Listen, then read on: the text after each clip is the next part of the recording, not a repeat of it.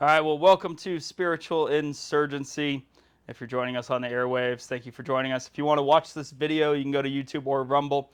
Today we have a very special guest, El Paso County Clerk and Recorder, Steve Schleiker. How you doing, Steve? Doing well, Jason. Jim, how are you guys doing this morning? Doing good. Awesome. Good. Well, the last 6 years, elections have kind of come into the public view, I think more so than they ever have. Yep.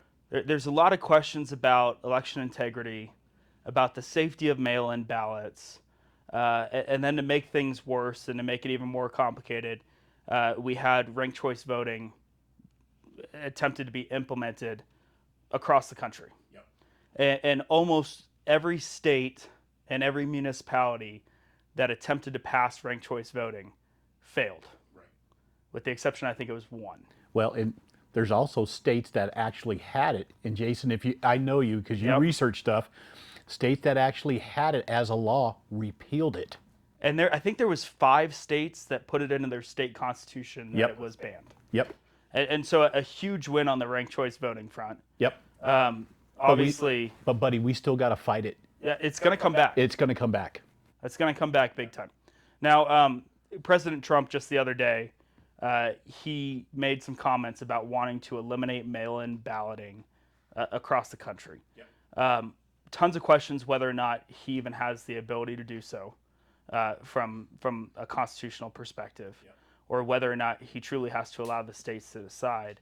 But I believe the last number I saw was like 35% of ballots across the country are mailed in. Yep. Is that figure accurate? Yeah. You know, Jason, if you sit there and you take a look at the data, mail-in ballots surged during COVID.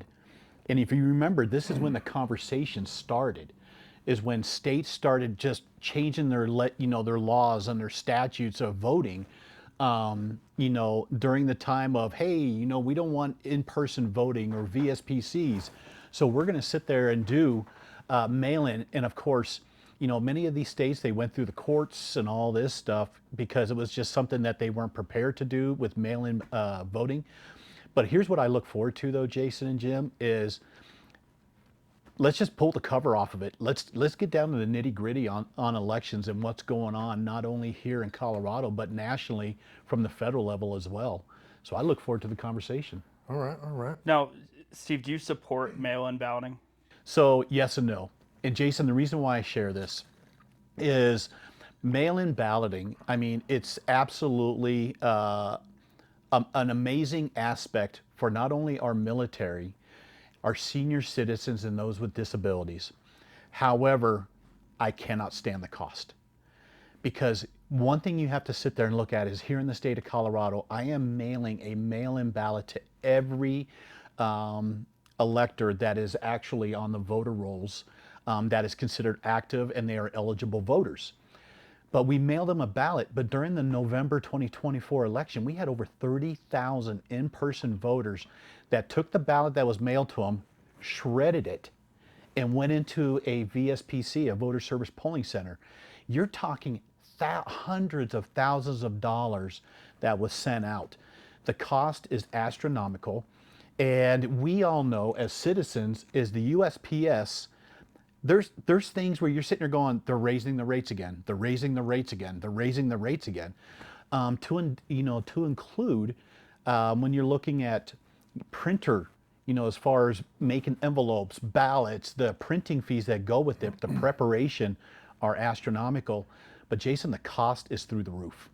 Well, I was one of those 30,000. Yeah. Proudly. I think I saw you. Proudly. Yeah. I went to the El Paso County Citizen Service Center. I It think was I saw packed, it. and I said, I'm out. Yep. And so then I went to Envoy Church and voted there.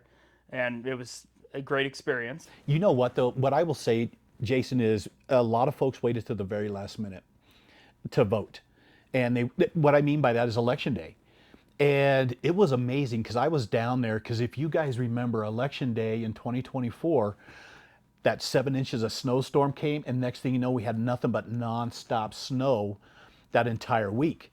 And what I will be most proud of is many of the clerk and recorder's offices up and down the Front Range got the same storm, but they shut down. We continued, and we actually got, the election tallied, we got it counted, we put the results out there. And if you remember, that was very important for House District 16 because now the Republican representative won that by 3 votes. So we had to do a mandatory recount for that House district. Yeah, and so going back to the voting and going back to voting in person, just a couple questions. Number one, do you think that the influx of 30,000 people is related to back to election integrity and back to just feeling like that's the way it should be done? Because I know that's why I vote the way that I vote, right? I believe it should be single day on election day, show up in person, give a little bit of sacrifice, right, in order to make sure that our constitutional republic is kept strong. But do you think that that a good chunk of that 30,000 is really because of that election integrity conversation, or Jason, I would agree with that because down there I would stand in the line, talk to people, hey, how's everybody doing? So yeah, I would agree with that. But here's other things that I didn't even think about, where I'm watching families who got their young kids with them, and believe it or not, they had their mail-in ballot under their arm, and they're standing in the snow, coming in to sit there and vote their ballot in person. So of course I asked that question. I'm like, hey, why didn't you just drop this off at a 24/7 ballot drop box? They're like, absolutely not. This is tradition on a presidential year. Is when I was being raised, my mom and dad, we came into these booths. This is the way we do it, and this is the way I'm teaching my kids. yeah? So mom and dads, they came on in, they've shredded their mail-in ballot. They were basically printed a replacement ballot. They went into that booth with their kids, showing them, hey, this is what we do. This is how you vote. And there was a lot of those folks as well, and it really came down to tradition. Yeah, and I brought my youngest in when we voted. Yeah. But I remember growing up, our polling station was our next door neighbor. Yeah. You went next door to vote, and it's a memory that'll be ever stuck in my head. That's how you did it. And I grew up in California. Yeah, in fact, I sat there and I went to an elementary school down in Security Whitefield Fountain. They say, hey, here's where you go. You live in this specific area. And Jason, there's still states out there that do it. In fact, to share a little story with you, is my son-in-law. He is going to University of Iowa right now. He got the full ride Army scholarship to be a dentist. So my daughter Aria and he are up there at University of Iowa. Iowa does not do mail-in voting. You get a 3x5 card of where to go, time to show up. This is how you go about doing it. And so they still do it what we were accustomed to back in the 70s and 80s. So, when we sit there and Braden and I are talking, he goes, wait a minute, what's this mail-in ballot thing? How do you guys do this? It is really, really foreign to individuals, especially in the Midwest like Iowa. Going, no, we still go in person, and this is how we do it. And they actually get a 3x5 card from their clerk and recorder going, hey, you go over here to such high school and to cast your vote. So he stood in line where Arya's like, I got a mail-in ballot. So, just really, really different. But it's very confusing to those folks of how do you take that leap from that to where we are today here in the state of Colorado. Yeah, and it's the state of Colorado's always been kind of looked at as the gold standard of election. You'll never hear me say that. I don't believe it, but that is what is constantly talked about, that we're the gold standard of elections. I think that there is, well, let's go back one more time. So the Trump administration this year took a different route. Even though they had preached on election integrity for a long time, they had a vote early message. The Democrats had a vote early and often message. The Republicans had a vote early message. And often. Yeah, And- you hit that, yeah. And for those that know nothing about politics, the reason why the push from the Trump administration was to vote early was because of ballot chasing. So when you have this really long election period, we as political consultants, we get constant updates about who's returned a ballot and who has yet to vote. And so from the political consultant side, we're able to target the voters that have yet to turn in ballots and go, hey, reminder, turn in your ballot, turn in your ballot. Hey, please come out to vote. We might have somebody call you. We might have somebody knock on your door. We're trying to get you to return that ballot. But there is only it's a pretty small percentage of people that actually vote in these elections, right? I mean, the voter turnout is not great. No, and Jason, especially in the court data that we got coming up right now, which hits us locally, on the average, 38% voter turnout. It's horrible. And this is the ballot that could have the most impact when we're talking about our school districts. We got Tabor questions where folks are like, hey, we want more of your money. Please give us, more of your, hard-earned dollar. But to answer several of your questions, Nope. Jim's like, nope, that thing's cinched tight. Nope. But to answer several of your questions, when it comes down to, Jason, you will never hear me, and I've said this locally and I've said it nationally. I will never use the term gold standard, and here's why: is that is basically a punchline telling everybody our elections are perfect. Perfection is elusive. And I have never ever seen anything perfect. I mean, every election brings its own challenges, and you have to sit there and continually work towards that. If it's weather, if it's, a number of different things that can go on with an election, is you talk about the pros, what went well, what didn't go well. For example, is when I first became your clerk. I mean, Jason, you and I had a slight conversation because you brought up, hey man, what the heck's this Experian thing that you're doing with voter rolls? And I will tell you right now, when I first came in, I contracted with them to update our voter rolls, and there was 52,000 records that could not be identified. So we basically went through, that is 10% of the total voter roll database in El Paso County. So over time, because we have to reach out to these folks, we send them a postcard, we send them an email. We saw over 1,000% increase in these voters reaching out going, Steve, I no longer live there. These are individuals we would have sent a ballot to. And then we saw a 500% increase of those folks going, oh man, I didn't update my address. I moved from, right off of Centennial Boulevard in Mountain Shadows. I now live in Black Forest. And so that would have been an undeliverable ballot right there. But that right there, so Jason, over time, in 5 elections since I've been clerk, we have reduced our undeliverable ballots for over 350%. We have gone from 43,000 on average undeliverable ballots to now, the last election is we were less than 9,000 undeliverable ballots. However, that's still a big number. So, at what point do we hold the previous clerk and recorders responsible for the fact that, number one, we waste a ton of money sending out these ballots to undeliverable addresses, people that should not be receiving a ballot. But number two, it just opens the door to this conversation of election integrity. Yep. And to this conversation of we know that ballots are not treated with the respect that they should be when it comes to apartment complexes with people that have moved. We know that some of those ballots were just thrown in the trash. We know that some of those ballots were stolen. At what point do we look at those that are blowing the whistle and going, there's a problem with our election system in this country, and go, you know what, you are correct? Are we at that point? I think we are. And the thing is, though, Jason, when I became clerk and recorder, is I opened the door because many of the things that have changed in our clerk and recorder office here in El Paso County stem from the conversations that we're having like today. And I am like, hey, bring it on in. Let's have the hard conversation because some of those conversations lead to results.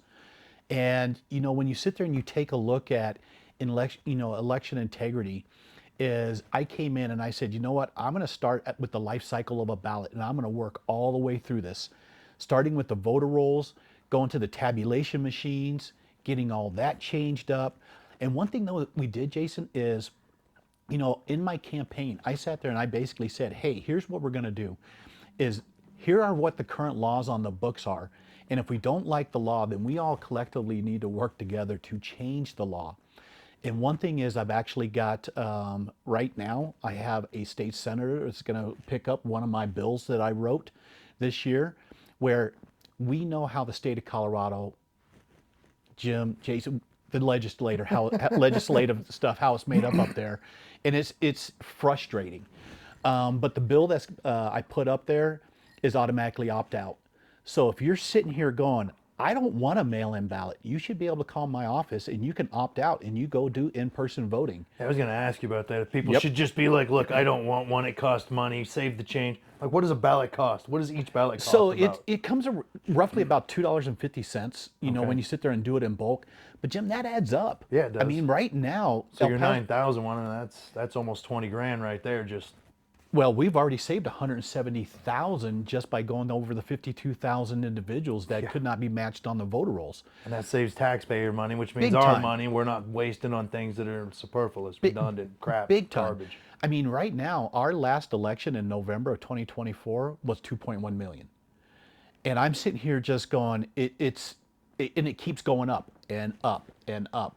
And there's a time it's like, you know what, we can know, the concern I have is, can we continually fund an election with everything that's coming down saying, hey, you need to do this? So right now, to me, is one of the things that I'm putting out there, and it was picked up by one of our state senators, and I know we're going to have a tough fight, but I'm going to plant my feet in there, is Jason, you should be able to call my office and say, hey, I am one of those, just like you said, I don't want a mail-in ballot. I go on election day, this is the way I feel. 30,000 individuals, which I think will grow, will sit there and say, you know what, I don't want a mail-in ballot. Opt me out. I'm going into one of your VSPCs to do that. They should be able to do it, but you're talking, that is a significant amount of change that could be saved. I know it's not going to be a popular thing, this legislative session. So I ask your viewers, Jason, you, Jim, you, is once it gets on the floor, help us testify. Who's carrying that? Clive. Clive is carrying that. Yep. Okay. So I think he'll do an amazing job. We all just need to, help him out. My job's to hopefully get all the other clerk and recorders on board because, guys, we hear throughout the state, it's like our budgets are dwindling. We have no money. We're laying off. We're furloughing. We're this. We're this. These are the conversations we need to have. And to me, it's absolutely a common sense bill, common sense idea is we have people that will never ever cast a mail-in ballot. They will go to a VSPC. And you're forcing an expensive option on them that's just a waste that they're not going to use anyways. Let them make the decision and exercise their freedom to do it the way I get the they calls want all the time. The other one that I'm working on is what we did here in El Paso County with Experian is I have gotten so much pushback from the state and other clerks. They're like, why are you contracting with a third-party vendor? But Jason, what people don't understand, and I'm going to ask you guys because we know we've got teenagers or young adults. Do our kids today write a letter and put it in an envelope and put a stamp on it? to. No, they don't. So the USPS, the NCOA data, you're looking at a segment of voters from 18 to 35 that have never addressed an envelope, have never ever sat there, put a stamp on an envelope. Can't write in cursive either. Yeah. I'm just saying. I was thinking about it, I was like, oh yeah. Jim. I remember my kids looking at it like, what is that? What language is that you're writing? And I was like, that's just cursive. What are you talking about? It's not Yeah. another language. I'm the most non-lingual person in the family here. But Jim, you think about it, man, is the data the USPS provides is you have a significant segment that they really don't have really good data on, which is why I contracted with Experian, because everybody has credit. Car, apartment, home, student loan, engagement rings, whatever. So if we look at Colorado prior to the everybody receives a mail-in ballot, and obviously during that time we had extreme growth in the state of Colorado. Yep. But in terms of voter turnout, did giving everybody a mail-in ballot really improve voter turnout that much? It did. It made it. Because our voter turnout is still abysmal. Yeah. Well, for the presidential, man, we were at 77%, and I was not across the state. No, not even across the county. So Jason, here's what happened is this is really, really strange is if you remember, I was out there telling people we're going to get a 90% turnout because just people were anxious about that election and they had But I think you would have seen that same voter turnout because of the public sentiment. Yep. Regardless whether or not you had mail-in ballots. So take out the controversial election and compared to, so we implemented it what, 2013? 2013. So 2013. So the race in 2012 versus 2016. what was the difference in voter turnout? That is a really good question, but of course, I wasn't clerk, but I could pull that data. And Jason, I'll tell you what is I would be more than happy to pull that as far as what the data was from 2012, 2013. When you're sitting here going from one And general election to another. 2008 might be a better Yep. option, right? 2012, the Republicans were not excited. It was the worst Republican loss we've ever seen in the country. Yeah. I mean, it was Mitt did not pull his share of votes. So maybe 2008, but if we have this massive cost, we have this giant amount of insecurity.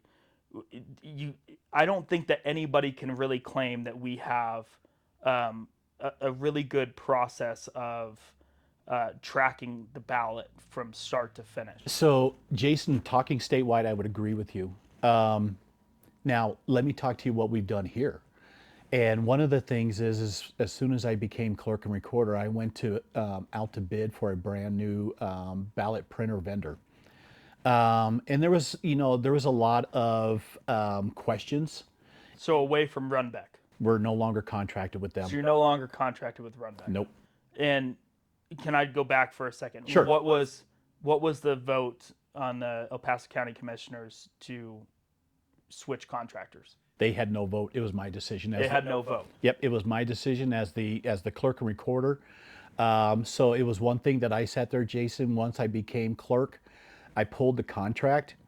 But the in-person voting, you still had on-demand Runbeck printers. Correct. The ballot on demand. Okay, so the ballot on demand is still Runbeck. It's still Runbeck. So why in 22 did the county commissioners have to vote to approve the Runbeck contract, but not in 24? So what they ended up doing is they sat there and they had to approve the monies that they were going to give the clerk and recorder's office at that time to pay the contract, which was an increase at that time.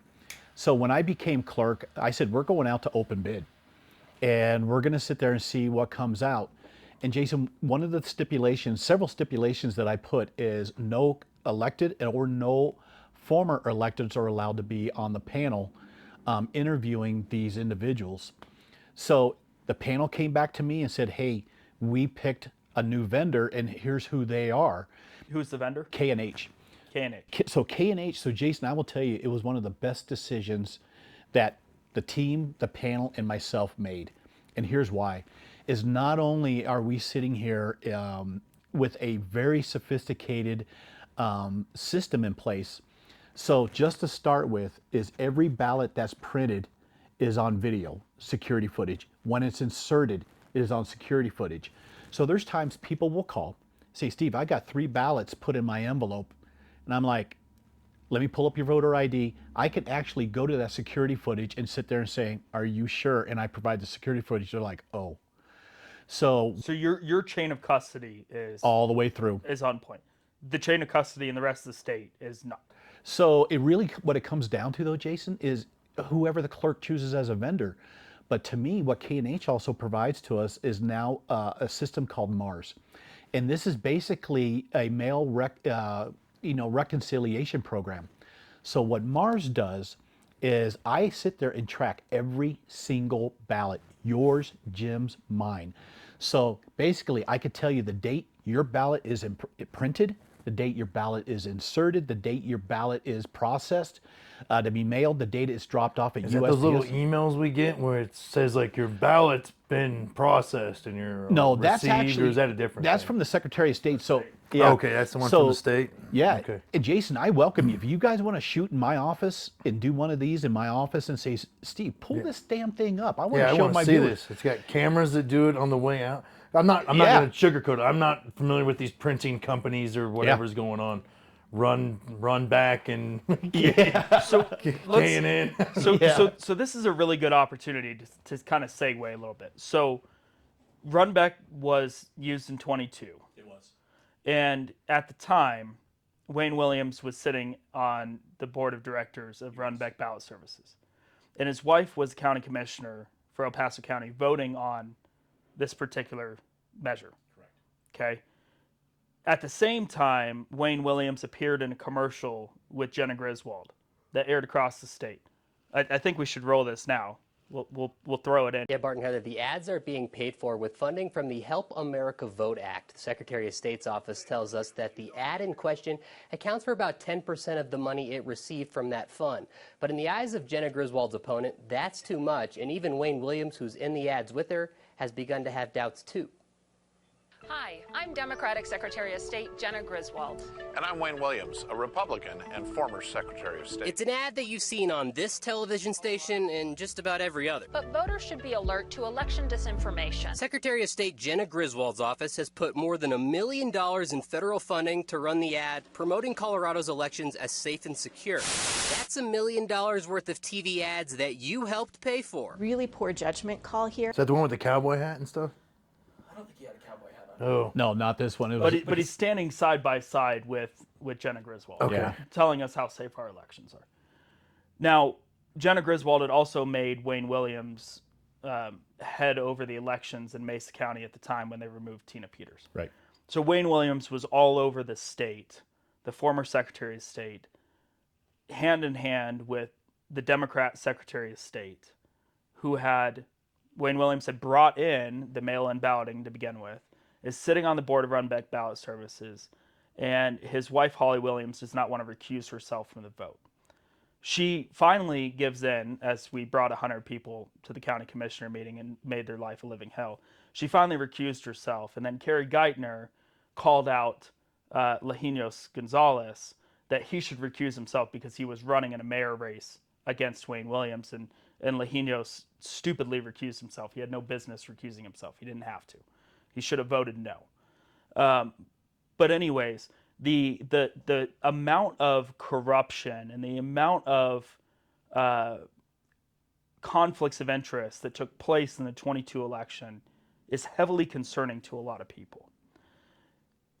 What's your thoughts on what took place during that time, and what's your thoughts on Wayne Williams' involvement in the Secretary of State's office, Mesa County elections?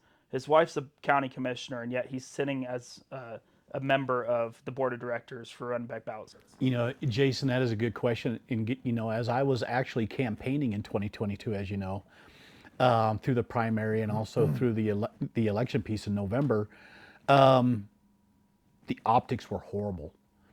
And I am not one to stand for government nepotism. And you know, that is why within the first 2 weeks I was in the office, I mean, that chair wasn't even warm or even had my butt print embedded in that chair as of yet, is why we sat there and said, you know what, we're going to open bid. And, you know, however it went, that way the citizens could sit there and say, you know what, the office did it the right way. They went to open bid. There was no elected official, no former elected official, no board members involved. These are citizens or individuals that are subject matter experts. No conflict of interest, No no nonsense, conflict, no person nothing. that's going to benefit from picking somebody else or their cousin's aunt, uncle's company or some weirdness. Well, and Jim, right now, you know what? We don't do it. Every single year is my operations manager. She provides me a spreadsheet of every single contract that we have. Because remember, you know, I got 4 statutory duties, you know, elections, motor vehicle, recording, and clerk to the board. Still mad at you about the cost of motor vehicle. Oh, yeah. But Jim, I will tell you what, there's a lot of contracts that are in place with vendors to help us support those statutory duties. But what we do at the end of each and every year is we sit there and we're looking at these contracts going, okay, are we duplicating duties? Can we shave money off? You know, what is going on? Is this person not living up to the standards that we feel that the citizens of El Paso County deserve? And we have got rid of stuff. We have found contracts that have not even gone out to bid for years. So we have sat there and basically cleaned that stuff up, have gone out there, gone to bid. So if anybody wants to do a core request, which is a Colorado open, you know, request. Colorado open records. Yeah. Bring it on. Here you go. Here's all the data, and here's the reason why we've done what we've done. Are we really popular with some vendors that we, you know, cease contracts with? No. But no. Who cares? Yeah, but I'll tell you what is, we've been hyper focused on transparency, not only in elections, you know, not only in recording, motor vehicle, DL, but I established a distribution list, and I don't know if you guys know this, but if you want to be a part of it, shoot me your email. Okay. Every week I send out data about the office. If it's elections, if it's about motor vehicle, because motor vehicle guys brings in $250 million a year in fees in this county. That doesn't seem right, by the way. Dude, well, you know what doesn't seem right is the county gets to keep 4%. Guess where 96% goes? State general fund. Yes, sir. So, Yep. What? okay, so you have doged the El Paso County clerk and recorder. I think I doged before the doge Before it was was made doge. Doge. So- You were Steven it. So you have less staff than We do. most of the other counties Yep. in Colorado, and El Paso County is the largest county in Colorado. But the rest of the county has not done what you've done. Is that correct? Right. There's still a lot of contracts that are just buddy, haven't gone back out to bid. Nobody, felt like they needed to go back out to bid. They didn't want to take the time. It was too much effort, whatever it is. This is very similar situation in most of the United States. Yeah. Whereas we could save the taxpayers money by going out to bid and potentially getting a better product at a reduced cost, and also potentially servicing companies that are smaller, that are more local. It's something that could definitely improve the bottom line for these counties, but also improve the technology and the improvement and the innovation. Because if you know that you have a contract and you're not going to lose it, what's the incentive to do better? Yeah. Well, a great example, what you just talked about, man, is our ballot box cameras. When I came in and the team said, hey, Steve, we have a major problem with our ballot box security, and those are the security cameras. And I was like, hey, let me know. Tell me what I need to hear, not what I want to hear. And they were like, this is a hodgepodge of cameras that are put together. They're different vendors. We don't know if the Wi-Fi is working, blah, blah, blah. And it really, really rubbed my OCD wrong. So I tasked my information service manager. I said, go out there. And I said, here is what I want. Here's my criteria. And we actually contracted with a company out of Golden, Colorado that makes cameras for construction areas. Okay, for work Not sites for and ballot stuff, boxes, yeah. for work sites. Because they're durable and they can hold up to the weather and yada yada, and they still get clean images to keep. So Jim, so we sat down with this group and we said, hey, here's what we want to do. Your specs meet it. We don't need electricity. We don't need this. These are solar. Plus, if I need a replacement during an active election, I can get that camera back up in 2 hours being out of Golden, Colorado. And the company's called Sincera. And so we basically did the same thing, went to bid. Here were our specs. Sincera met everything. And so here in Colorado, all election information records have to be kept for 25 months. After that, it's destroyed. And so with Sincera, everybody wants to sit there and take a look at these videos, things like that. I can keep the videos for 10 years in their cloud. So it's not destroyed. We put that stuff out there. But Jason, the reason why that's important is... Is 25 months enough? No. I don't think it is. And that's just one thing, Jason, that I feel that I also need to sit there and work on. To me, is as the former county assessor, ownership records per the state archivist is you have to keep them for 7+1 years. Why aren't we doing the same for election records? It's a 7-year thing for keeping. Yeah, so it's 8 years. So you go through 2 general election cycles before you destroy the previous one. What that does, it allows voters to sit there and say, you know what, I still have questions about 2020. Steve, can I sit down and talk to you about that and take a look at this stuff? But it's just one of those things. Within 25 months, you get rid of this stuff. But one thing we did, the very first in the state, besides also running Experian, Jason, was we were the first in the state to live stream all 41 of our ballot boxes to every person here, in the county. Yep. That caught fire. And, people were like, this is a freaking amazing idea. This is what we need to do. Here's how we do our contracts in my office is on a government contract, if another government entity wants to piggyback, if it's a good idea to them. So what they've been able to do is save time. They get HAVA grant monies. And now you got 5 other counties, to include Pueblo, that went with the same camera system, and they're streaming it now to their voters.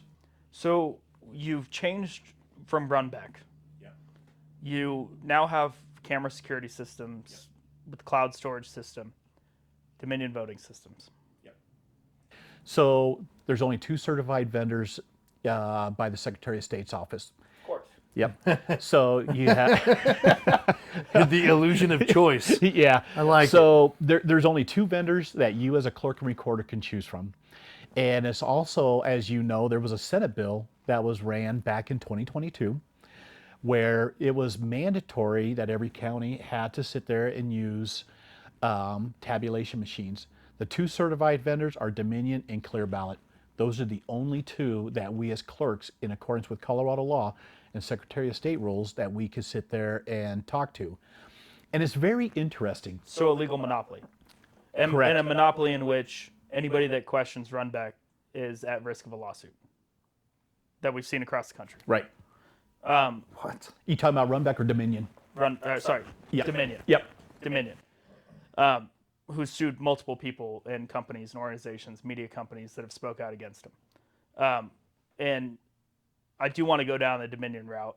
Let's do it. I know that you knew that was coming. I want to go down the Dominion route, Yeah. but I want to stop for a second because we have essentially a legal monopoly that's taken place. Correct. Can you just talk for a second what the difference is, why you chose to continue with Dominion over clear balloting? So really what it comes down to is taking a look here. One is Clear Ballot. I really have not sat down with them. I've only had a very short conversation when I first became clerk. It's the millions of dollars to transition from the current system that we have to go over into another system with Clear Ballot. But Jason, the thing is though, when you're talking about a monopoly, is last night I just got back from a conference in Florida, and it was the Pledge Conference, which basically stands for, participants, large election jurisdictions. And so you're talking about 75% of all the voters in the United States were represented in this ballroom. So you're talking the major, Minneapolis, St. Paul, Chicago, Miami-Dade, LA, Maricopa County. So you have these very large entities that are, reaching out to millions and millions of voters. And of course, like you just said, we're the largest here in the state of Colorado. We're the most populous and we have the most voters. But when you're at these, events, at these conferences, there are other vendors out there. There's other vendors other than Runbeck too. Yeah. And you're sitting here really, as a clerk, you're going, man, this thing will do amazing things for the citizens of El Paso County. However, I can't talk to them. I can't engage because that is a Secretary of State matter. And so, is there a company that you would prefer to use?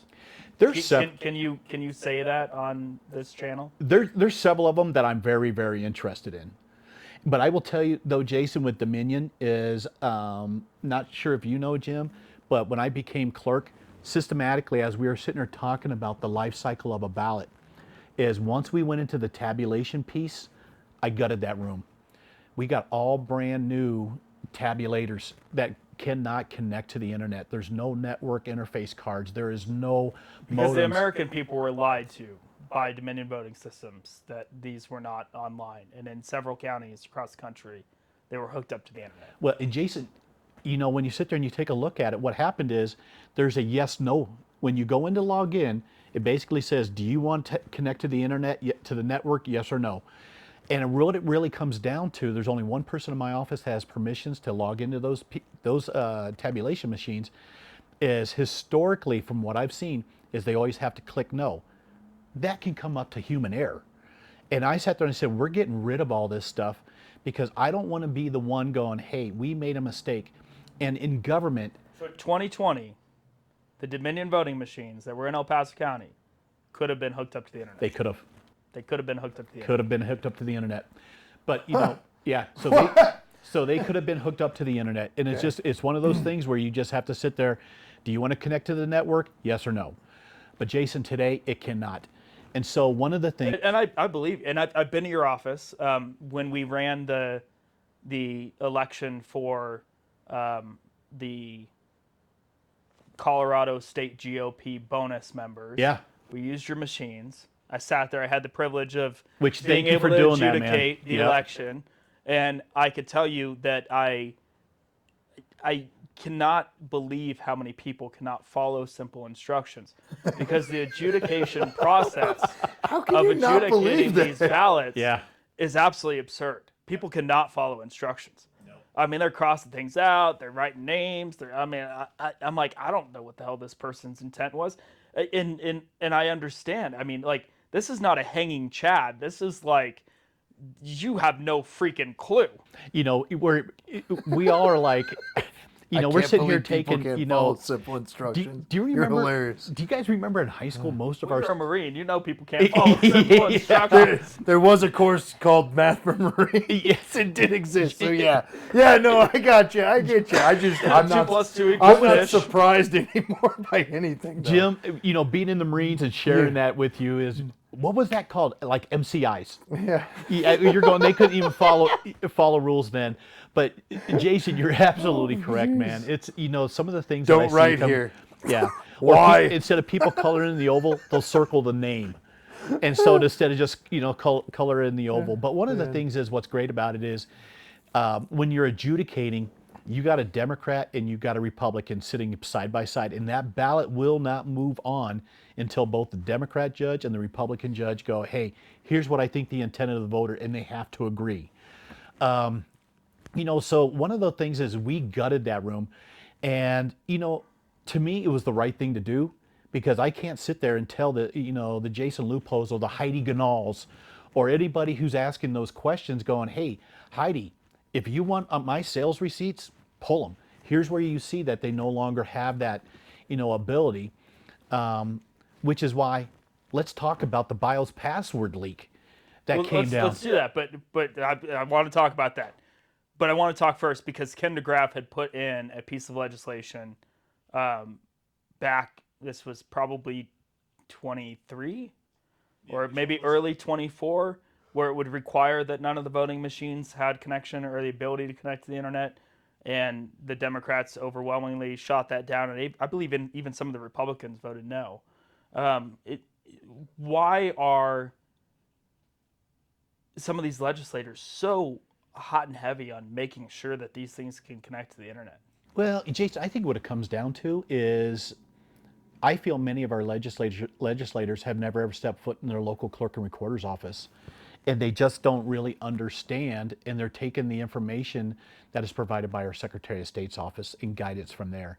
I faced it for over the last 2 years. So you think it's a case of people not even knowing what they're voting Correct. or making stances on So- because they heard that Carl said or Bill said or Yep. Stacy said blah blah blah. They're like, oh well, that's got to be the way it is. So I'm gonna push it that way. But Jim, you know what? I saw though? it on TikTok and I got to Yeah. do that. So one of the things is because I know this is a national conversation that's going on, and to me is to have these conversations. As I reached out to Jeff Crank and I talked to Michelle yesterday, and I said, Jeff, I know you're getting hammered with questions. I know you're getting hammered with all kinds of information from, hey, what does Colorado do compared to Wisconsin and all that stuff. I said, hey man, I would like to get our local legislators, Lauren Boebert, Jeff Crank. Jeff's all in. And I said, I will set up lunch. We're going to go through Elections 101 and show you how it's done here in El Paso County, with all the different changes and upgrades and the transparency, where now we could track your ballot to where, through the MARS system, to the moment it's put in your mailbox. Okay, so going back, the counties that still have systems that can connect to the internet, Yep. and let's say human error by accident, they happen to click the yes button, and now they're connected to the internet. Is it possible for those machines to be hacked? Is it possible that there's foreign intervention that's feasible? You don't have to say that it happened. Is it possible? It is possible. When you look at the amount of fraud, the amount of cybersecurity, amount of individuals going, hey, I'm going to sit there and try this. But Jason, I will tell you, the good news is many of the counties, I'm thinking we're nearly at 100% where folks have just cleared out, and none of these machines in Colorado can no longer be connected. To go back to the bill that Ken DeGraff ran, what it comes down to, and you know what, guys, I am a staunch fiscal conservative, which goes back to where you're going, Steve, you got the smallest staffed office, you got the most voters, you got this, you got this. I'm a staunch conservative. However, you can't put a dollar amount on somebody's vote making sure it's secure. And I'm sitting here going, when it comes down to somebody saying, do we spend several $1,000,000 to help backfill these small counties to get rid of these tabulators where they don't have the budget? Because my budget is much different than Castilla County or Teller County. And so they're looking for help. Like, hey, can we get this money backfilled from the Secretary of State's office? Then you got the legislators going, well, we don't have that amount of money. That's where it's coming down to is, all right, guys, where do we want to set our priorities? Do we want to sit there and, house illegal immigrants, or do we want to enhance our election infrastructure? So that's where the debate came into. And to me, I sat there and, looked at HAVA grants. I looked at a number of things, but what makes things so great here in El Paso County, unlike some other counties, is having buy-in from my Board of County Commissioners. They're like, Steve, what do you need? You know what? Because I came in with a plan, and Jason, I watched every one of those Board of County Commissioners where 100 or 200 people showed up there and voiced their concerns and voiced, what we're doing here is wrong. And I'm sitting here going, guys, I'm going to come in and hit the ground running. And we have been busy as can be by changing up the elections, and we're not done. Like I said, Jason, is 9,000 undeliverable ballots is still a big number. Well, and also just to go back to fiscal conservatism, you have elections where maybe only 40% of voters turn out across the state.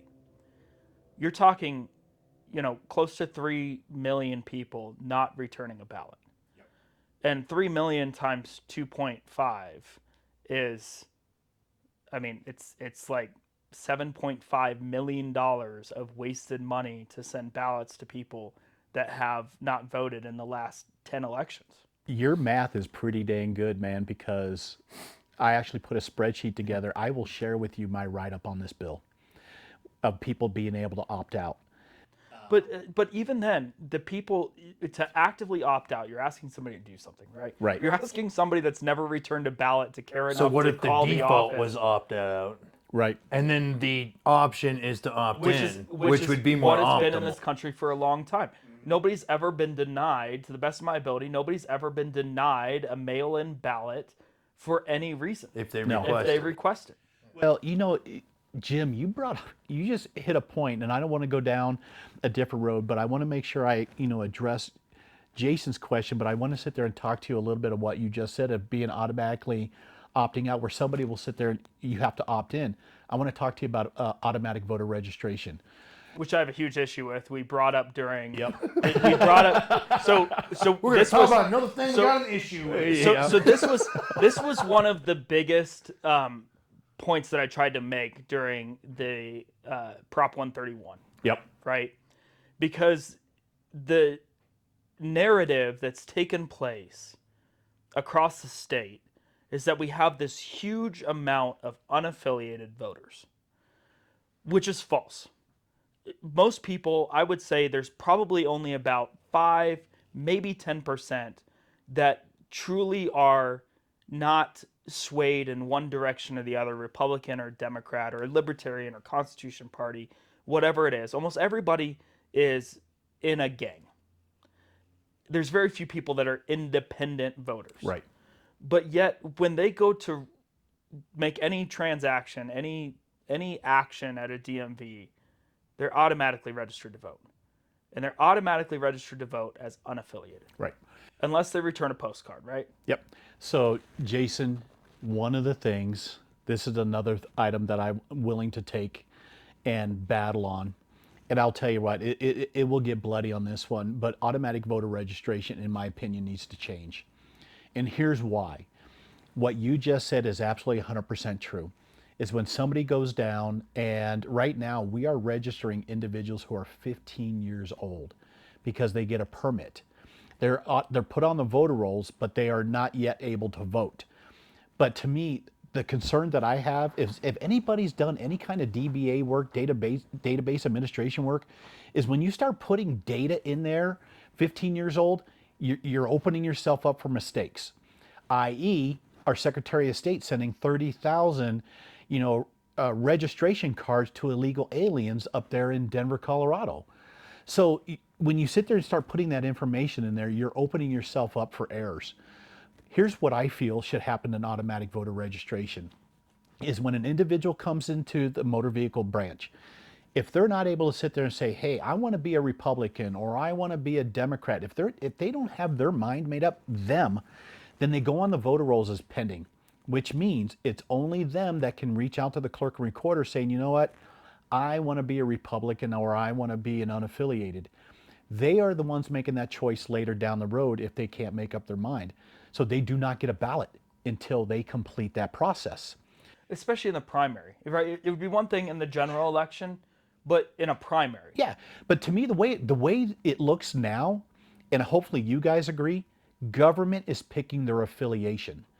They're sitting there saying, you're going to be an unaffiliated, you're going to be an unaffiliated, and you will not believe how many calls or text messages or emails I get a month from folks that are absolutely upset going, I have been a registered Republican for 30 years, and now my friggin' registration says I'm unaffiliated, and you know what it comes from? They went online to renew their driver's license. They missed a box. They missed a box. I just don't think it's DMV's position to even be doing that, honestly. If you're going in there for tags, registrations, driver's, you're doing other things. You're muddying waters. Yeah, I'm doing other things. This is a big deal because this impacted the Attorney General primary in, was it 22? Where the winner at Assembly turns out he was actually unaffiliated. Unaffiliated. He got nominated. Because something had changed in his voter registration. And that's absurd. I mean, that is a huge concern because now we just took a Republican nominated candidate who was Republican for pretty much his entire life, and we told him you cannot accept this nomination because for some reason your list is unaffiliated. Believe it or not, Jason, this is not a partisan issue because even the Democrats are like, some of their candidates are going through the same thing.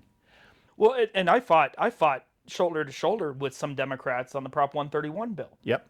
Which, I want to go down that route if we have time, but I want to go back to the BIOS passwords. Can we do that?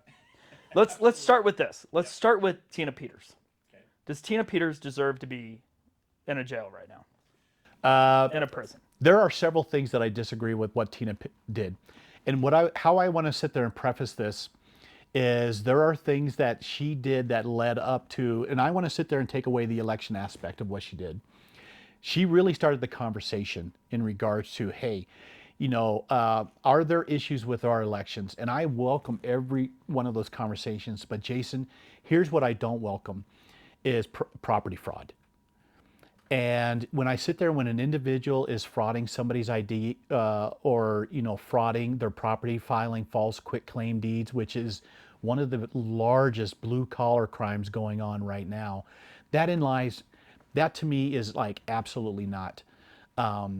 Where taking away the elections, because the thing is though, there are things that happened when it came to a quitclaim deed being fraudulently done, and also taking somebody's identity and fraudulently, stealing that identity. That is where I have issues when it comes down to, okay, when you're stealing identities or you're trying to steal somebody's property, I got issues there. And one of the things is when I was county assessor, and I was campaigning, Jason, is there was an individual that did the same thing where, do you guys know where O'Brien Printing is off 19th and Uinta? No. Okay, there's 7 parcels there. Okay. And so it is a very historic property, but a gentleman frauded all 7 of those deeds to try to take ownership, and we caught him. So he's now spending 25 years in prison. But today, a lot of folks are frauding. What they do is they go out there and they basically are targeting our senior citizens. And the reason they're going after the seniors is because they are assuming they have no encumbrances on their property. They don't want to take ownership. They want to take a loan out and put that money in their pocket. So they're looking at vacant land. They're looking at all kinds of stuff. So again, going back to when I first became clerk, and I don't want to get off the BIOS password thing, is we started a property fraud program here in El Paso County where if any deed or lien is filed on your property, you're going to get a letter. Yeah, I've gotten letters with some things I got going on Jim, with absolutely. family, and We're like, whoa, at least they check. Yep, We're so like, at least now somebody checked. we're That's checking. nice. So if anything is filed on your property, you will be notified. Yeah. However, timing is absolutely critical in this process. So here in 2 to 3 weeks, we are launching a new program where you as a property owner can go in, set up an account, and you will get a text and an email instantly once something is filed on your property. The reason why that's critical is you can call our office before it becomes part of the public record going, Steve, I didn't initiate this. Right. So we're going to work with the media and things like that. But Jason, going off of a little side road, but not only is election integrity critical, so is property. You know, when you sit there and you talk about property rights and elections and things like that, not to sit there and steal things, but the BIOS passwords, Jason, I think, and sadly, I was the only clerk and recorder in the state of Colorado that asked for her resignation. And I was extremely hopeful during that time. And the reason I asked for her resignation at that time was, one, credibility. The other one is just basically not being transparent. And I will tell you, this is exactly how it happened. I found out about this at one of my VSPCs. And if you guys remember, this was less than a week leading up to the general election for the presidential election. It was right in the middle of it. It was right in the middle. And these are the passwords that access the Dominion voting machines. Exactly. All of them in the entire state. Yep. So Jason, And I'm going to go back to Tina Peters, because Tina Peters was largely put in prison because of the election fraud campaign, right? Yep. And one of the charges, or one of the primary pieces of evidence against Tina, was that in the process, a portion of one BIOS password after the election was shown on a video. A portion of one, not the full one, a portion of one. Jenna Griswold released every password in the state of Colorado. And I'm not entirely sure, or I'm not fully informed with whatever happened in terms of a property fraud with Tina Peters. I know that they had faked identities of an investigator that had come in. And I think that we also have to ask the question is if that was necessary in order for Tina to basically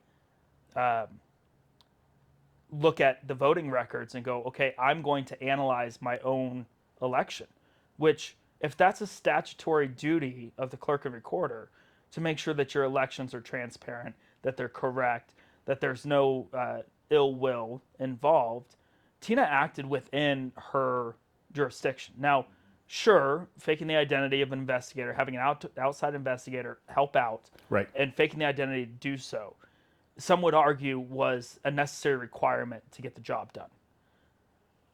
I understand if you disagree with that portion. But for Tina Peters to be serving 9 years in a jail, in a prison, for trying to essentially audit her own elections, and the only reason why she was charged was for political reasons, to protect Jenna. And you can't make that any more clear, because if it truly was about election safety, and that's why they put Tina Peters in prison, they would charge Jenna Griswold. Yep. And they would charge her with more than they charged Tina Peters. So it's not about election safety.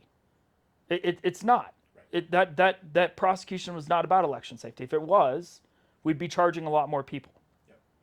Yep. And so, you know, I don't recall a property fraud portion of that case. Yeah.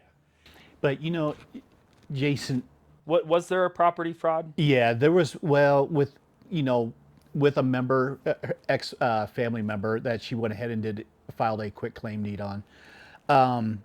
Was that part of the charges? Actually, it was part of the investigation, so it was not part of the overall charge. Right. So not part of it. So it's a separate. But why wasn't she charged? And that's just one thing. When you sit there and you look at the thing as far as what the district attorney there in Mesa County, charged her with.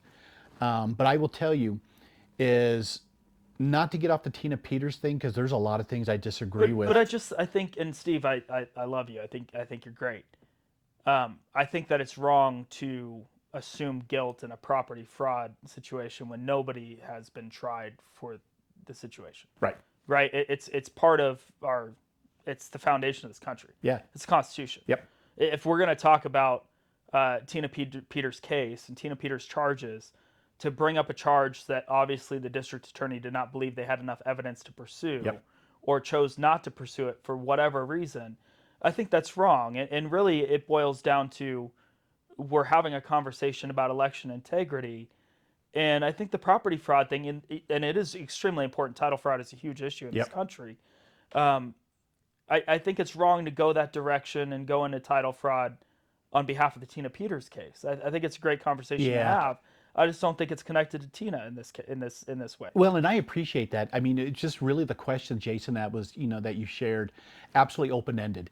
And when you I understand that. Yep. I left it open-ended. Yep. When you sat there and you're sitting there going, hey, how do you feel about this? And if I sit there and if I remember correctly, is going back and saying, hey, things that led up to where she got, access to those records and things like that. Looking at the property fraud piece or looking at the identity fraud piece, things like that, those are things that I actually had, and I'm not an investigator, I'm not the DA that charged that, but those are things that I sat back and I'm like, man, there were some steps that I just feel were iffy. There's also a transparency issue, right? The contempt of court for Tina Peters recording the judicial process. I believe that was wrong, right?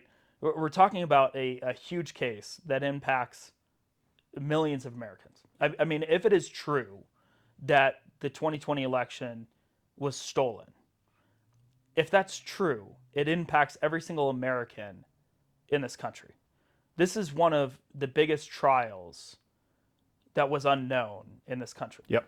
To a lot of people. Well, Jason, I don't know if I ever shared this with you. I may have, and there's some short conversations, but a lot of times folks will sit there and say, hey, Steve, why did you run to be clerk and recorder?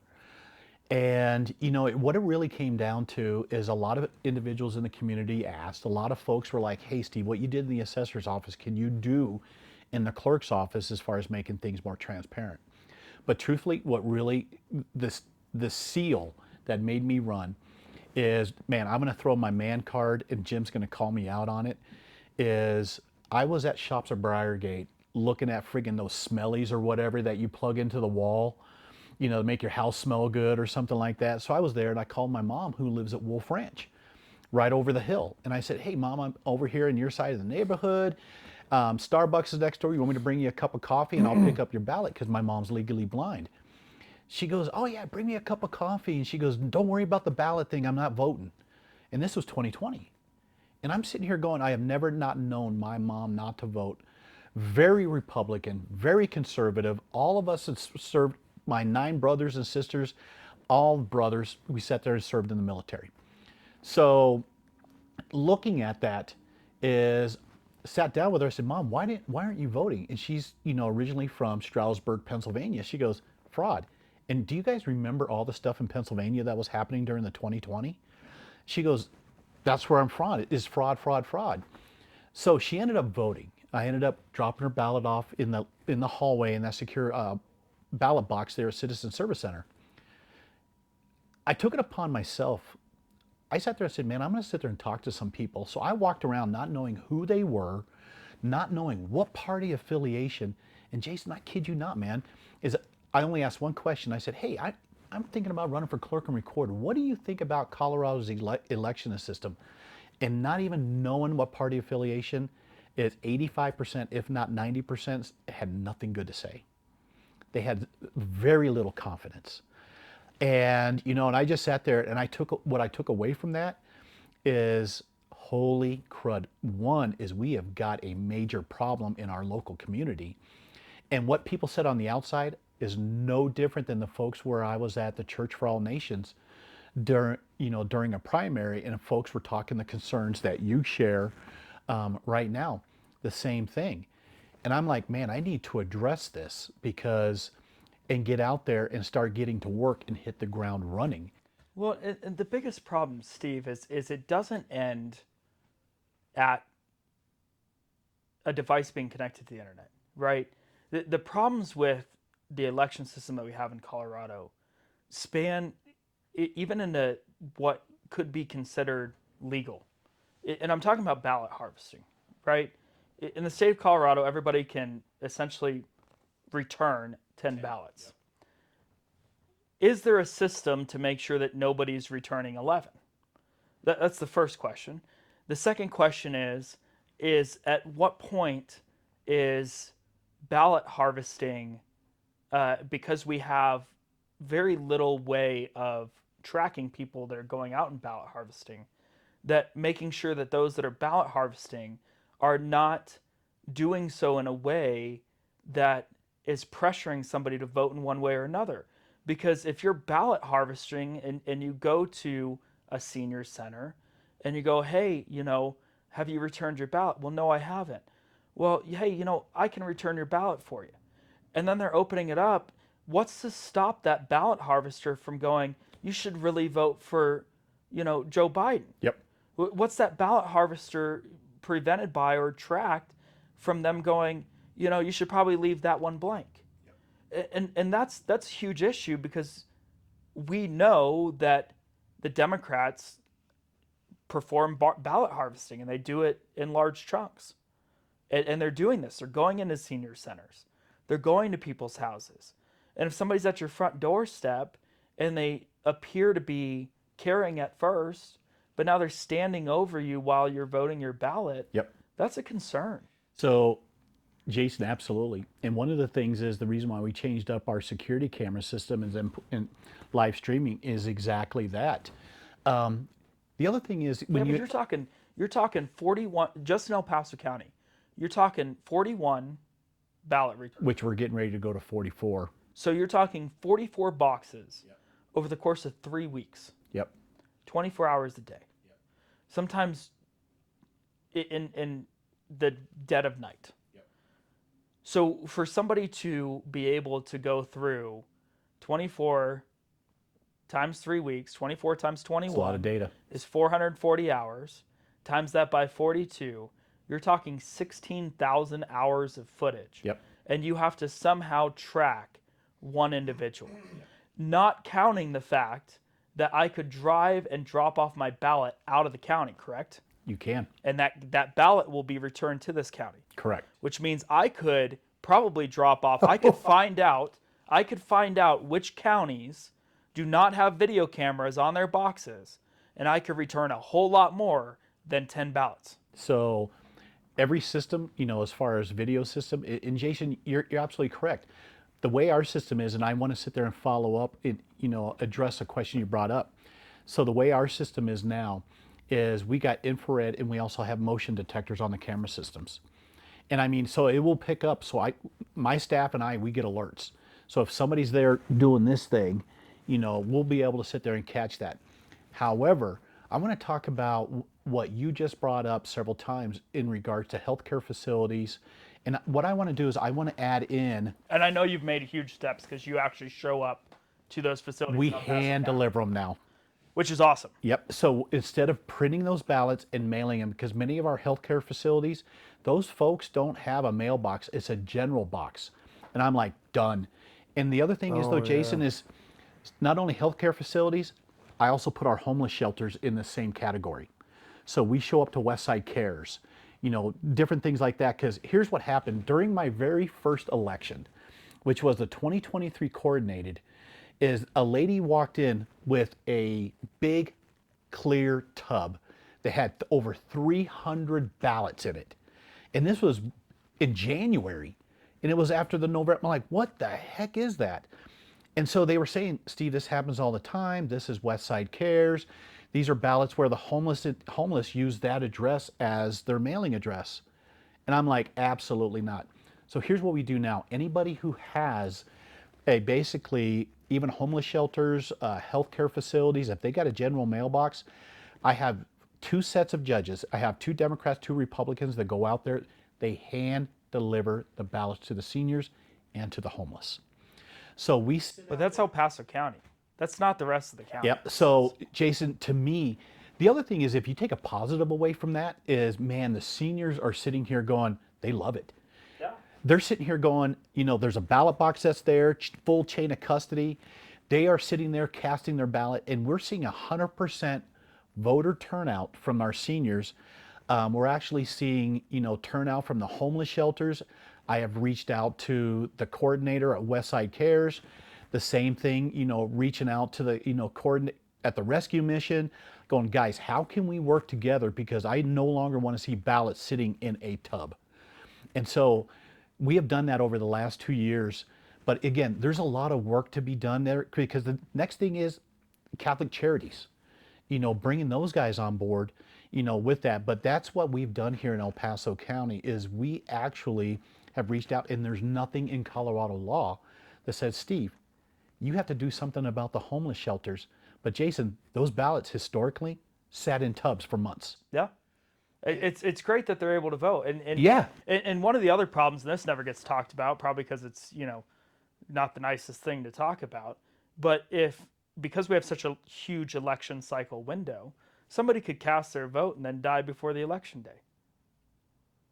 That vote historically should not count.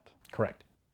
But yet there's really no way of removing that ballot. No. In fact, we do have that happen where somebody, and I'll tell you what, I am an individual that absolutely will fight and defend for anybody to cast their ballot. I will tell you, there was a gentleman, so his father was laying in the hospital bed in hospice. And the last thing he wanted to do was be able to cast his vote for Trump. And we were not able to issue him a ballot at that time. And so we're sitting here, he goes, come on, man, is there anything you do? Anything you do? Can you hand deliver this? I said, if I could print the ballot, but I said, there's laws there. So unfortunately, this poor man passed away before he could cast a ballot. And it does happen where folks will sit there and cast their ballot before they pass away.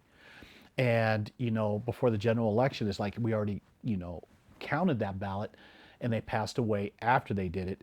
But I will tell you, we've done a lot of things because the question you just asked is very polar opposite of what many in this community, they worry about the individuals who are deceased casting a ballot. Yeah. Which is also an issue. Yep. That's been a problem for a real long And, time. Really long time. Dead people voting, it's great. The Yeah. Democrats are largely outnumbered the Zombie voting. Republicans in that. Yeah. So, we run our records against CDHPE. The other thing is, Jason, here's the reason why I think Experian, instead of Steve Schleiker being the only freaking county in freaking state of Colorado doing this should be a Secretary of State thing running against the statewide. And that's the battle that I'm going to have to sit there and deal with. But I mean, even Experian and rural counties, I think, are more difficult in this manner. But even Experian and TransUnion, Equifax, there's oftentimes a huge delay when somebody dies for them to even update their records. yeah, well, when we're sitting there looking at credit and we're also looking at, But you're also counting on probate, right? And you're Correct. counting on the probate proceedings. And all of that combined makes it extraordinarily difficult to manage Yep. pulling people that are dead off the voter roll. Yep. Not to mention the laws that are put in place to prohibit removal off the voting rolls. Yep. I absolutely cannot remove anybody off the voter rolls, in regards to the National Voter Rights Act. We have to go through a process, like I talked about when you saw 1,000% increase or a 500% increase, you actually have to talk to these individuals. However, if they're dead, you have to have absolutely proof. If it's from the Colorado Department of Public Health, our county coroner, these are individuals that I pulled data from on this stuff. But just to get back is I think we're making very good headway here when it comes to the homeless shelters, because Jason, a lot of those folks are veterans. They fought for that, right? And I think what you're doing, Steve, is great, but it's not representative of the state of Colorado as a whole. It's not. And that's the problem, right? That's the problem when we're talking about who is serving as the president of the United States. That's the problem when we're talking about who is making laws in ordinances locally, at the county level, at the state level, at the federal level.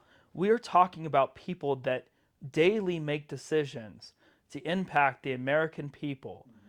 And majority of the counties are not following suit with what you're doing because they don't care, or they know that it doesn't benefit them to do what you're doing.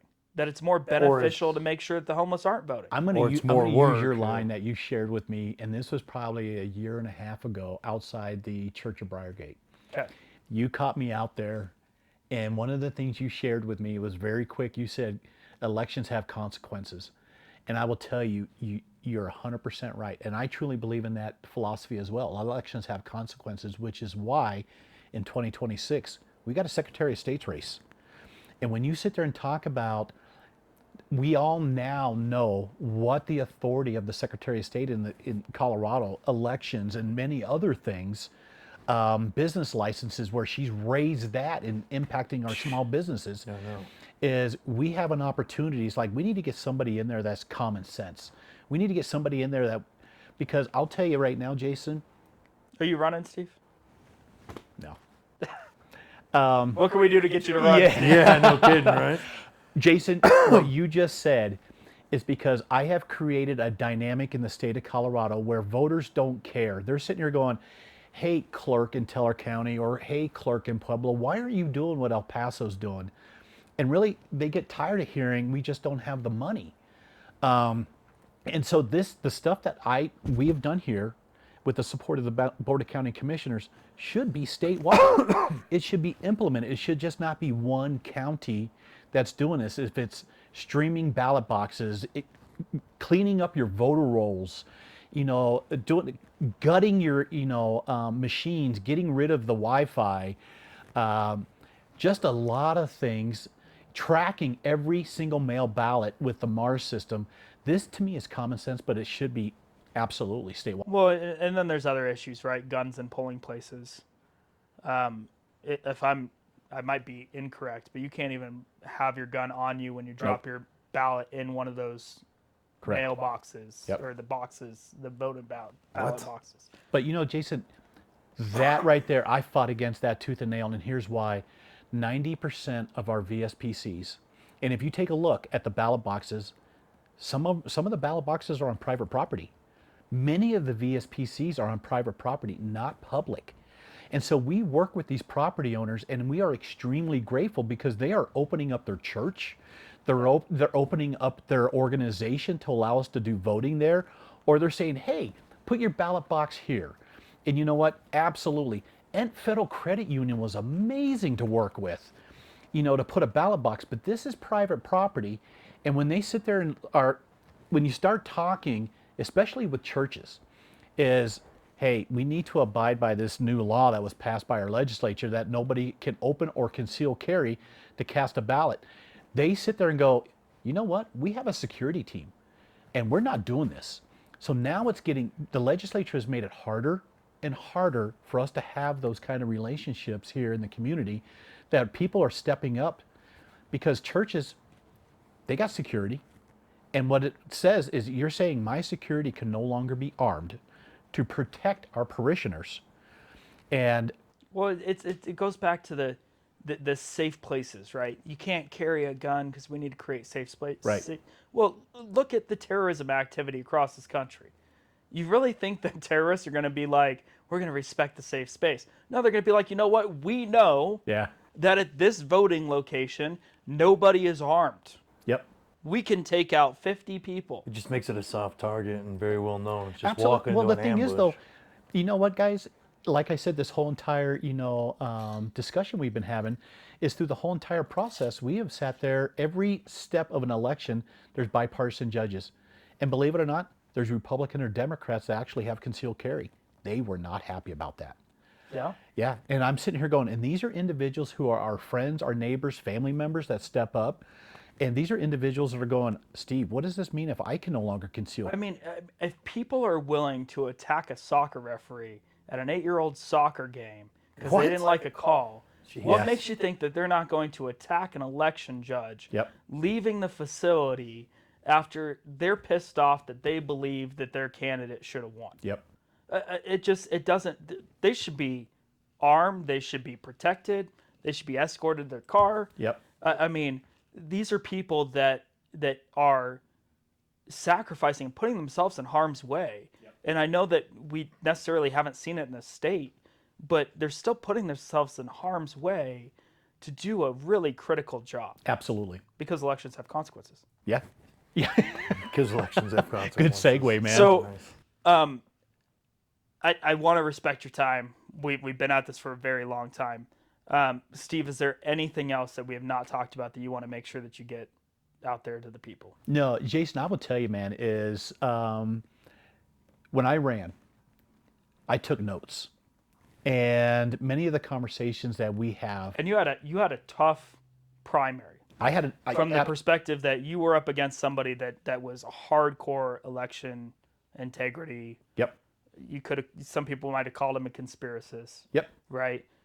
You had a tough battle. But the thing is, though, there are things that I agreed. And I want to go back to exactly the reason why I ran is because a lot of people just did not have any confidence in the system. And no matter what any person says, well, the data shows this, blah, blah, blah. No, there are a lot of people who still have questions and they just want those questions answered. What up? Yeah. Yeah. No, I don't have a lot of faith in the system. I'm not going to sugarcoat it. I'm Yeah. kind of the caveman of the group, but But Jim, it was one of those things where I felt just myself coming in going, okay, when we got elected, we had 2 years to work to get up to the general election, which, folks were going to look at that extremely controversial. And I think the same thing in 2026 when we have congressional and Senate seats up, it's going to be a freaking fight, on that end. But I felt the difference between my former opponent or even on the Democrat side is I felt. And your predecessor. And my predecessor, I can hit the ground running. I know what I need to do because I watched the videos at the Board of County Commissioner meetings. I've talked to the people and I'm just going, we need to basically gut the election system in El Paso County, start over. And we have. I mean, we have done some amazing things. But just to share with you in closing, Jason, is if anybody has any questions, is reach out to me. I mean, my cell number is 719-502-1534. Call, text, share your concerns. If you want to know what the heck we have done or what we are moving towards, or even want copies of laws that I'm working on right now, I share that because, Jason, I could share the one where I'm sitting there going, hey, man, I'm looking at the opt-out, where folks can opt out of a mail-in ballot. Yeah, we didn't touch on that. Yeah, so that way you could sit back and go, dude, this is a good idea, but I we think did a bit. But it's No, like not that opt-out. This is the opt-out of the primary. Oh, okay. So one of the things you Which, could, by the way, Steve, I disagree with you. I disagree with you on. are you going Saturday? No, so I will not be there on Saturday. I'm not a voting member, but I do believe that based on the law in Colorado, once the party opts out, they have the ability to run their primary however they see fit. And I think that the Republican Party, if they cared enough and wanted to, they could run a single-day election in their counties without mail-in ballots, and they could do it at a pretty small cost. Yeah. And I really think that they could. So, Jason, I will tell you what is. And I'm not saying I disagree with you. We've never had this conversation. I just read an email exchange. Let's take a couple became very minutes because I public. want to sit there and share with you my concerns about it. But by the way, just for those of you that don't understand, Colorado has a primary where both the Democrats and the Republicans also get the unaffiliated get both ballots, and they choose which one they want to return. Yep. Which means unaffiliated are voting in the Republican primary and the Democrat primary. When they passed this law to make it an open primary, they put in a section that the state parties could choose to opt out with an extraordinary percentage of the voting body, voting to opt out, in which case they could nominate their candidates however they saw fit, which could be through a caucus assembly process or through a Republican-ran primary. Yep. Correct? No. Dude, you just stole my thunder. But I just wanted to describe it before we talked deep in thought about what the consequences of running a Republican primary. as an analogy, sitting there talking about the primary, I'm with you. I don't believe individuals that are not part of the club should be able to vote in the club. I look at this like an HOA. Is, you know what? Why is somebody that does not live in my neighborhood voting in something where it's going to increase my HOA dues yearly? And that's really how you can sit there and look at what an open primary. I here in really the state. hate HOAs. I don't like them. Jim is like, Nope. Yep, but when you sit there and you take a look at open primaries, that's exactly what's happening. However, we've had an open primary system here in Colorado for an extended amount of time. Here's the concern that I have, is right now 65% of El Paso County unaffiliated choose the Republican ballot. They vote the Republican ballot, and we have to keep those statistics. Is if opting out, are we going to sit there in that group? It allows the Democrats to be the first ones to reach out saying, okay, you're now only getting the Democrat ballot, and not even basically missing the opportunity of hitting that unaffiliated, that 65%. To me, that is like giving the Democrats a head start. I believe it's an education issue. I believe that the state party would have a battle on their hands, and that's an education battle. But I think ultimately that education battle will solve this unaffiliated nightmare, because I think that you'll see more people involved in the process and more people going and being like, you know what, I'm going to switch my party affiliation to Republican because I don't want to vote for the Dems. I think that, like I said, I believe that there's 5% of the population that truly was close to undecided in the last presidential election. I don't believe it was 40% or 60% of American public that went, I don't really know who I'm going to vote for. I don't really know who I side for. And I don't think that ticket splitting is nearly as large as individuals like Kent Theory make it out to be. If you and I are starting to think alike, you need to go get some counseling and send me the invoice. But Jason, here's the concern that I have, and you and I are on the absolute same page. Kent Theory is behind many things here in Colorado that absolutely have taken us down a negative way. Kent Theory is the one that got rid of the Gallagher Amendment. He fully funded that. And if anybody knows, that was what limited our property taxes, was the Gallagher Amendment. That was one of the biggest mistakes in the state of Colorado, was getting rid of the Gallagher Amendment. Secondly is, basically passing, legalizing marijuana in the state of Colorado. That was the biggest friggin', fraud out there, because what they did is they sat there, and Kent Theory's behind this stuff. Kent Theory's behind ranked choice voting. He's putting all of his money behind it. So my question, I went head to head with him multiple times. Oh, yeah, I remember that. I believe I smashed him. Yeah, but but let me ask you this. So if we sit there and say the unaffiliated voters, which right now in El Paso County is just shy of 52%, the Republicans are 28%, and the Democrats are 17%, and the remaining is minor parties. Is that large group, that nearly 52% of voters, do you think they will start considering going, maybe this ranked choice voting thing, if it comes back, where they overwhelmingly said no, we'll sit there and possibly go? That's a concern that I have. It's a question of disenfranchisement. Right. Right. And right now, what we're doing is we're postulating on the idea that if we were to run a Republican primary, and everybody that was wrongfully represented as an unaffiliated voter was no longer allowed to vote, you are theorizing that that percentage of the Republican population that were not able to participate in the primary because they were not registered as Republican would all of a sudden potentially switch over to the Democrat side and or vote for ranked choice voting. It's a theory. It is a theory. And at this point, Colorado, as blue could get, which I don't believe is actually representative of the population.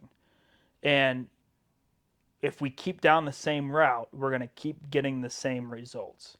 And so at some point, we have to try something different. And written into the law, because we have our hands tied in many respects, this is the one part where they left it open for us to try something different. And I think it's very important that we use the opportunity to at least attempt something different. Yep. So to your viewers, that vote's happening Saturday morning. It is. Yep. And It's gonna be an interesting you can't, vote. I can't tell you, like, I cannot release the list of people that you should call to try to convince them to vote in this particular manner because, well, that list is not public. It's a protected list. So, really, how do you make your voices heard? That's a really tough question. Other than reach out to your party chairs in your counties and reach out to the state party and say, hey, we want you to vote for this opt-out. Yep.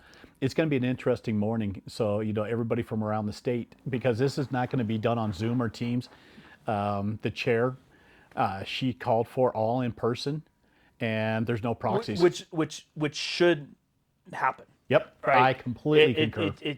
The voting, if you want to talk about chain of custody, the voting in some of these meetings of the state party, I don't know how you can confidently say that your vote was accurately tabulated. Yep. Just in closing, you asked, hey, if you want to share anything, like share my cell phone number, please use it, guys.